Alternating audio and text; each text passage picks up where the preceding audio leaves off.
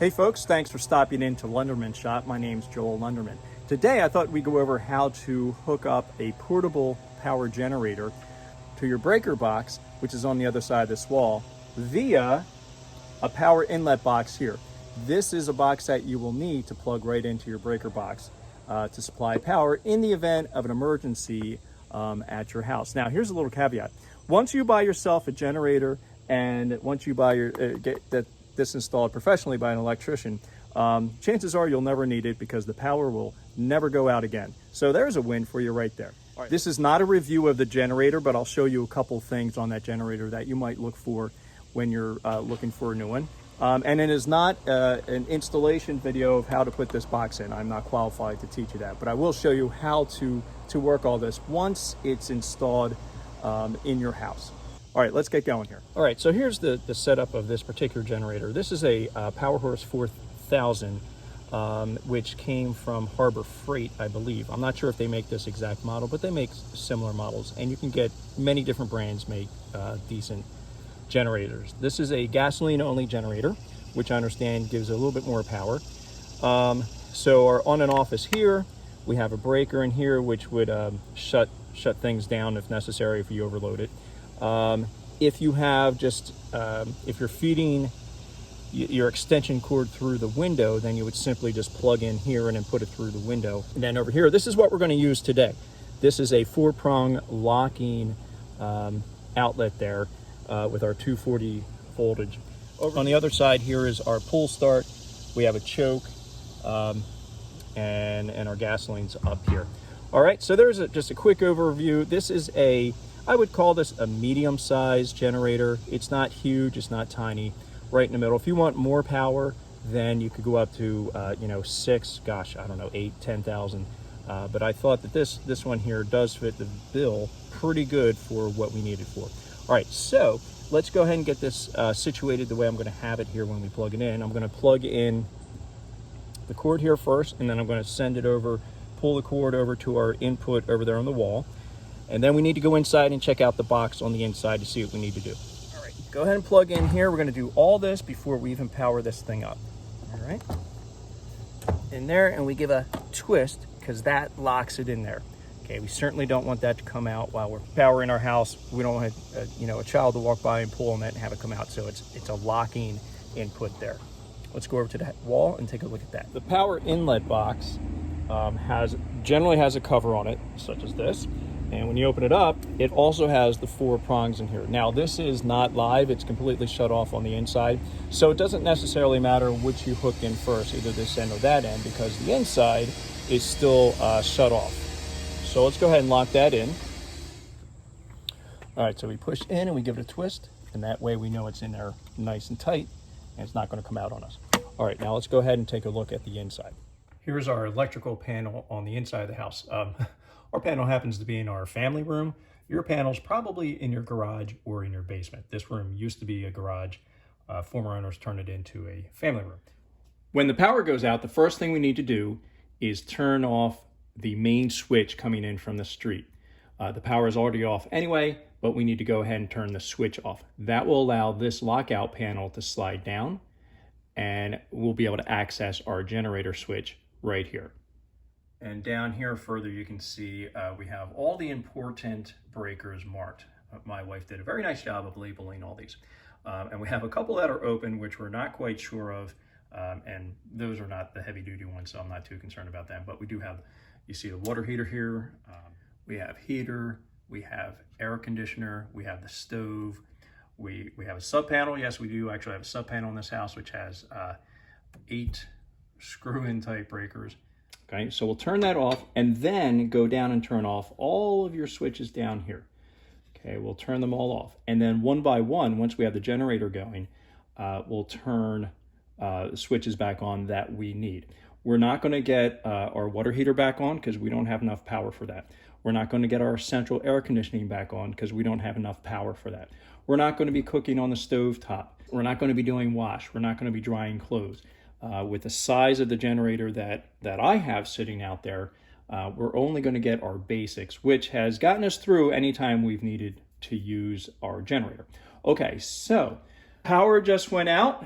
Generally, I wait 15, 20, 30 minutes to make sure it doesn't come right back on again. But once the power's been out and we're pretty sure it's not coming back on, then I come over here and I turn off the main power here. Okay, so now their main power is completely off. Then let's go ahead, turn all this off down here.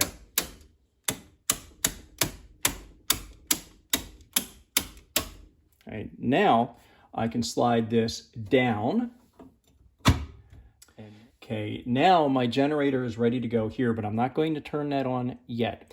I need to go out and start the generator, make sure it's running fine. Then I will come in and turn this switch on here. All right, let's head back outside and get our generator going.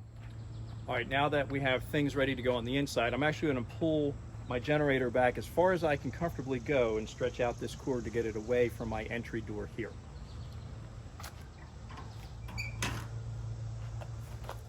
And that's something you can do right when you set it up. I was actually in the sun. It's a pretty hot day out, so I had it in the shade while we were going over the features of the generator. Let's go ahead and start it up. Turn the gasoline on, put the choke on, turn the on button on, and give it a few pulls.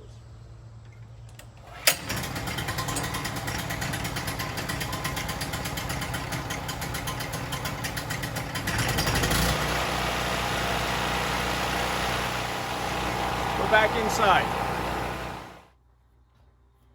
All right, so now we're back inside. The first thing we need to do is go up to our generator switch here and press on so that we now have power coming in from the generator, all right? After that, I'm gonna go right to the fridge, click on. All right, so now my refrigerator is working. Give it a couple seconds. And let's put on some lights here. And our island, a lot of these are just receptacles, which I know we have maybe a light bulb plugged into them. Nothing major. Even my kitchen lights here are fine. Family room outlets, we'll turn them on because I have a fan hooked up over there. Heater, we're going to leave that off. This one's blank, so I'm not going to touch it. Dishwasher, we're not going to need. Master bath upstairs, we can turn that back on. Air conditioner is going to stay off. Stove's going to stay off. Sub panel, I'm going to turn that on because that's just running a few things upstairs. And washer, we can keep that off. All right, so we have pretty much the essentials on right now. We have the refrigerator.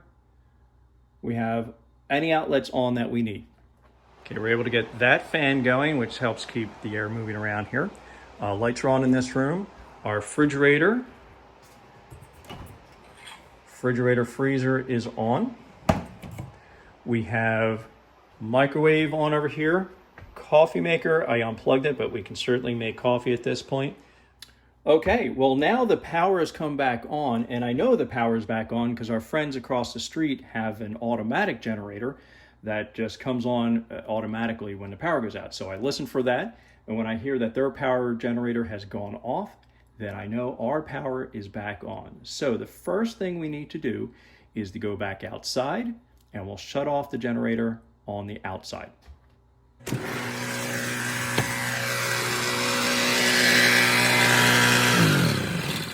Okay, that is off. I'm not going to touch the cord right now. I'm going to go inside and make sure the shutoff is switched over again. All right, so first things first, we're going to turn off the generator here. Okay, so that way there's no possible way that this electricity is going to go back out to the pole while the workmen are out there on the lines. We certainly don't want to hurt them, and that has been done before. And let's go up here. We're going to move this back up, and we can turn everything back on right here. Remembering that most of what I have here is just a light duty item, so I'm not worried about turning anything off before I switch that switch. The main power is back on. Now let's go back through and make sure you turn everything back on. You want your dryer on if you're running that. Water heater, you want that on. And you want to have on everything else. I would very much like to get our air conditioner back on right now. So we'll turn that back on. Stove, we'll get that back on. All right, so everything is on here. Everything is on over there. All right, now we can go ahead and disconnect the generator and put that back in the garage. We know that this is locked in there, but we also know that the power is off to here and the generator shut off, so it's a safe bet that we can now just unplug it. So we're going to give it a twist to the left and give it a tug to come out. Little twisty twist and it'll pull out for you. All right, let's go unplug it from the machine. Same thing here. Just give a twist and a pull out, remembering that this unit is now probably kind of hot since it's been running for a while. Okay, now it's time to put things away. The generator, make sure you run that at least once a month so that when it's time for you to use it, when your power is out, it will start right up. I don't know if you noticed, but that started on my first pull, which kind of surprised me. But I have put a little sea foam in there, and that helps clean out the carburetor. And I did run it recently, and I try to run it once a month. So keep that running. I'll put some links below, some highly recommended generators. Again, I don't think that particular one is made anymore. I will also link below this cord here. I forget what the name of it is, but I'll find that for you, and I'll put the link below into our storefront. But this is, I believe this is about a 25-foot cord, and I wanted it to be long enough so that I could get it down my walkway here, away from my entry door, closer to the garage. I'm not too worried about the garage. But it always stays out here when I'm running it, not too close to the house. All right, that is it. Any thoughts or suggestions as to what you'd like to do with your generator, let me know in the comments below.